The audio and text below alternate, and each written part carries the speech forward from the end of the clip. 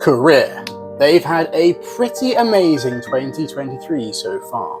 They had one of their most successful All Englands ever. They reached the final of the Sudirman Cup for the 8th time, and only recently they not only had their most successful World Championships ever, but they finished as the top team, even outperforming China, winning 3 of the 5 disciplines. But whilst Korea is riding a pretty big wave this year, historically they are also one of badminton's strongest teams. Korea has had many world and Olympic champions. They've produced multiple badminton legends, and Korea is also the second most successful nation in the history of the Sudirman Cup, a tournament which will highlight any shortcomings in a nation's overall strength across all disciplines. And it's that last point, the overall strength across all disciplines, that leads me to what this video is all about. Because with all I've just said, what I'm about to tell you will likely leave you quite shocked.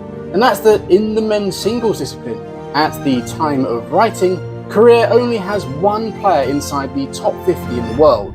And he isn't even well inside the top 50, he's just about inside the top 50, sitting at number 49. In fact, to highlight this even more, this is the rankings for Korea's top 3 players.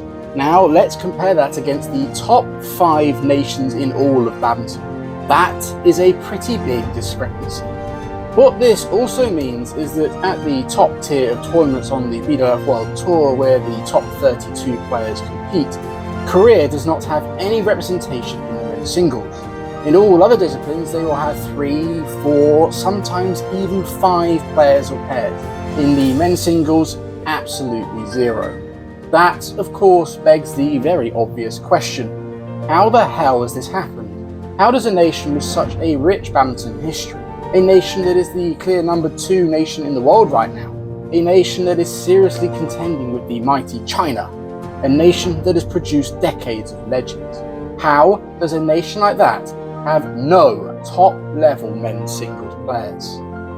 Well, that's the very question I'm going to answer in this video. And not only that, but at the end I'm also going to give my thoughts on whether or not Korea can turn this around. So, without further ado, let's get into it.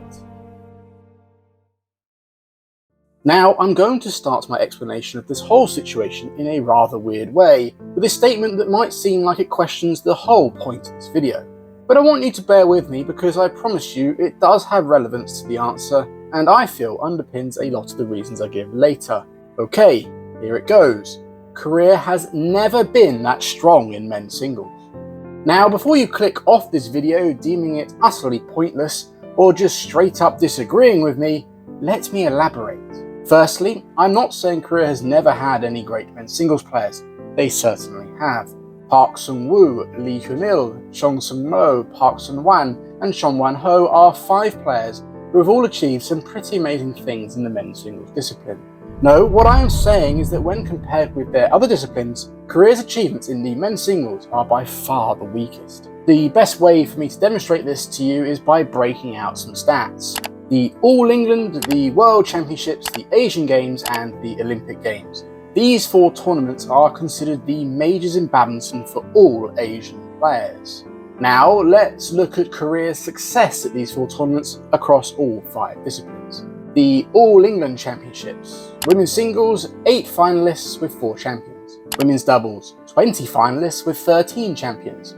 Men's doubles, 21 finalists with 15 champions. Mixed doubles, 15 finalists with 10 champions. And men's singles, only 1 finalist. The World Championships next. Women's singles, 5 bronze, 1 silver, 1 gold. Women's doubles, 12 bronze, 5 silver, 1 gold. Men's doubles, 8 bronze, 6 silver, 5 gold. Mixed doubles, 4 bronze, 2 silver, 6 gold. And men's singles, 4 bronze, 1 silver, and no gold. The only discipline they don't have a world champion in. Asian Games. Women's singles, 6 bronze, 1 silver, 1 gold. Women's doubles, 5 bronze, 4 silver, 3 gold. Men's doubles, 5 bronze, 2 silver, 2 gold. Mixed doubles, 0 bronze, 3 silver, 6 gold. And men's singles, 4 bronze, 1 silver, and 0 gold. Again, the only discipline with no champion. And finally, the big one, the Olympics. Women's singles, 0 bronze, 1 silver, 1 gold. Women's Men's doubles, 4 bronze, 2 silver, 1 gold. Men's doubles, 3 bronze, 2 silver, 2 gold. Mixed doubles, 0 bronze, 1 silver, 2 gold. And men's singles, 0 bronze, 1 silver and 0 gold. 3 out of 3 for the only discipline without a single champion. From these 4 tournaments, as you can clearly see, men's singles is by far the worst discipline for career. And whilst I didn't look at any other individual tournaments, I would be very surprised if this pattern didn't continue there too. Now, I think those stats prove my point already, but I really want to hammer home this point, so I also looked at the 3 big team championships: the Thomas Cup, the Uber Cup, and the Sudirman Cup. This is the format for these tournaments. With this in mind, want to have a guess at which of the 3 career has seen the least success in? Yeah, you don't need to be Einstein to work that one out. Of course, it's the tournament which requires 3 men's singles players, the Thomas Cup. Now, I did say at the start that telling you all this had a point. And to make it, let's bring up the stats from the 4 major tournaments again. This time, I don't want you to focus on the men's singles, but instead the men's doubles. You can see that, can't you? The difference is quite obvious. Whereas the men's singles is career's weakest discipline, the men's doubles is one of, if not the, strongest of career disciplines. And therein lies the point I'm trying to make. It leads to the first reason as to how career men's singles is in the situation it's in right now. That is, that success breeds success. Held aloft by Koreans once again. As I have just pointed out, for career, their men's doubles disciplines are one of their most successful. They've produced multiple world and Olympic champions, and the vast majority of their legends are also doubles players. In fact, I bet if you had to name a male career player right now, past or present, you'll likely name a doubles player. It's for this reason that it isn't really any surprise that of their current crop of male players, the superstars are the doubles players. What this shows is that career has been able to build on their successes. Their success has bred more success, which in turn has bred even more success. But actually, to make my point fully, I need to slightly rephrase that, because it isn't just success breeds more success, it is actually success breeds more interest, which breeds more success. That might only seem like a slight distinction, but I feel it is important to make, and can somewhat explain what has happened to Korean men's singles. To show this, I want you to imagine you are a young boy keen to play badminton in Korea. You have the talent, the work ethic, and you want to become the best in the world. And as you approach the senior ranks, you have a decision to make: singles or doubles. Which one would you choose? Now, I know some of you would pick the discipline you like the most regardless, but if you wanted to become the best of the best, then the likelihood is you'd pick doubles. This is because not only are the doubles players more likely to be someone you've looked up to as you grew up, but the proven track record of success shows it can be done. Success in men's doubles has been done before, many times before, so your own chance of success seem much higher. What this means is that the majority of the best young badminton athletes in Korea will gravitate towards the doubles disciplines and away from the singles discipline. In fact, there is a very good real-life example of this. In the 2000s, there was a young Korean boy who was very talented and successful in the junior ranks across all the disciplines, but more so singles. He showed this by winning the silver at the 2015 Asian Junior Championships. As he moved into the senior ranks, he continued singles, but after a year or so with only mediocre results, he switched to doubles. This proved to be incredibly prosperous. In fact, recently he just became the world champion in both the men's and mixed doubles. I am, of course, talking about Sudirman. Now, I don't profess to know the exact reason why Sudirman made the switch. It's likely to be multifaceted. However, I can imagine part of the reason was that he felt it was more likely he could succeed in the doubles discipline because of the phenomenal track record of success over countless decades by Korean players in that discipline.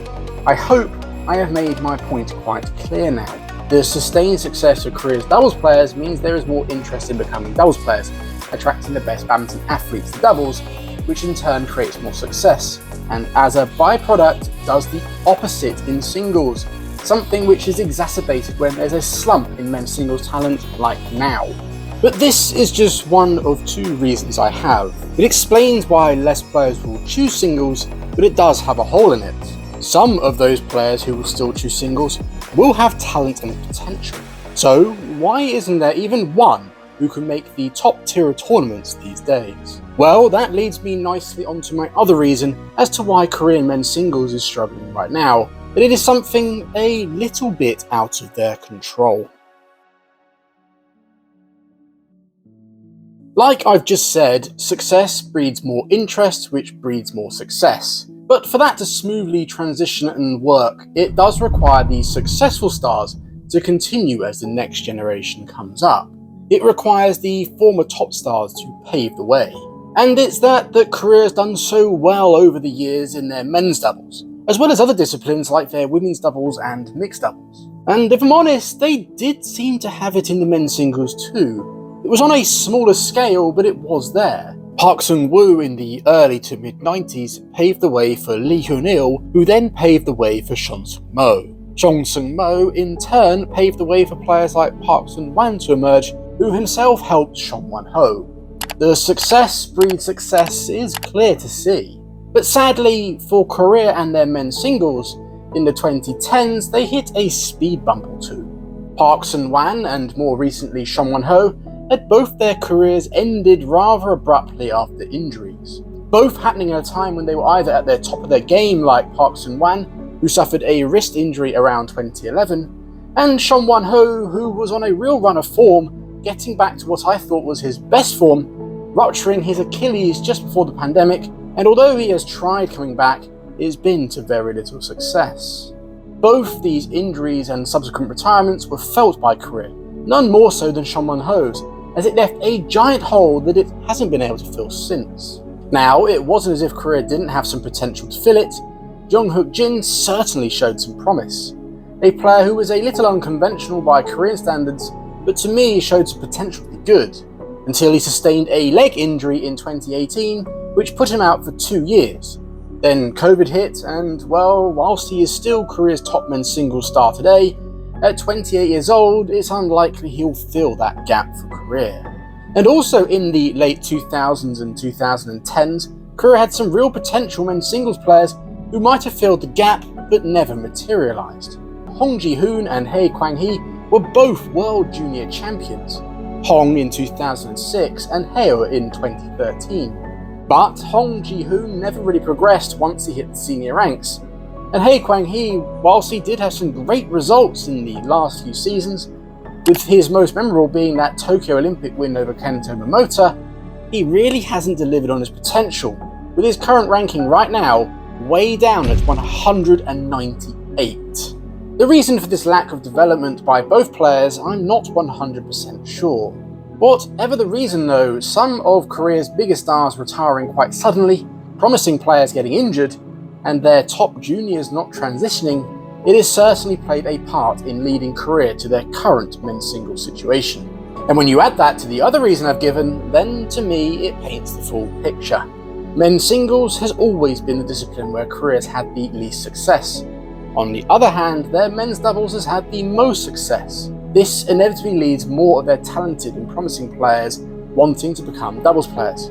This subsequently leads to a lower talent pool in the men's singles to work from. Throw in a number of unfortunate events that caused any potential talent to not be able to shine through, killing any momentum the men's singles development had, which in turn re-emphasised that doubles is a better choice for success. All of this has led to the giant men's singles hole you see today, and explains why Korea currently only has one men's singles player inside the top 100 in the world.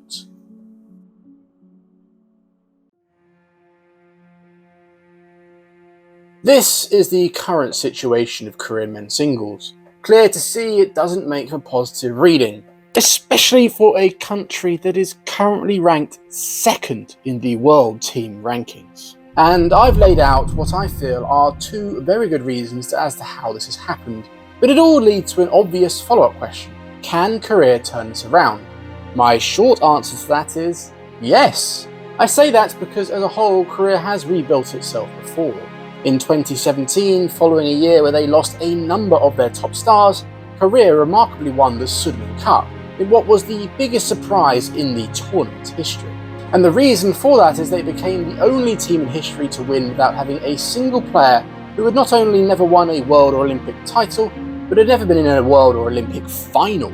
But whilst a number of their team members in 2017 lacked experience, they were young and had great potential. From that 2017 Sudirman Cup, Korea have further developed those players and slowly rebuilt many of their disciplines. And now, 6 years later in 2023, they are showing the results of that. Now, whilst the majority of the young talent from that 2017 Sudirman Cup team were doubles players, it shows Korea can rebuild with young talent. And talking of young talent, Korea does have a few in the men's singles, with the most notable of that being Kim Byung-jae, who was a bronze medalist from last year's World Junior Championships, in which he not only pushed the eventual champion in their semi-final, but he also beat him in the team event. But more than just the results, the way in which Kim plays is exciting and fresh, playing with a style not often seen in Korea's players. He certainly has the ingredients that can make a world-class player. Korea has a player on their hands that could be the beginning of a men's singles resurgence. However, with everything I've mentioned, you can probably see a speed bump or two. We've seen young, talented men's singles players from Korea before, and they've either switched to doubles or got injured. So, whilst I feel Korea most certainly can come back in men's singles, it is going to require a little bit of luck and some good fortune, similarly to what has happened in their women's singles. Eun Si-young is a one in a multi-generational talent. What a player like Eun Si-young has done for Korea goes beyond just her own results. It's her effect on the other women's singles players in Korea, both present and future.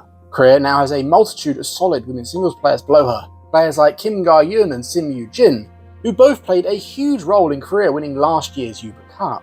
But the Eun Si-young effect would also be felt for future generations. Her success will breed more interest in women's singles, which will lead to potentially much more success. Now, Korea don't have any obvious talent in the men's singles that can rival Eun Si-young in the women's singles, but if they can develop players like Kim Byung-jae and others into the senior ranks, and be fortunate enough that they don't get injured, then certainly Korea can rebuild its men's singles department. I don't think it'll ever be as strong as their men's doubles, but they can certainly get it back to where it used to be a decade or two ago. And from there, who knows?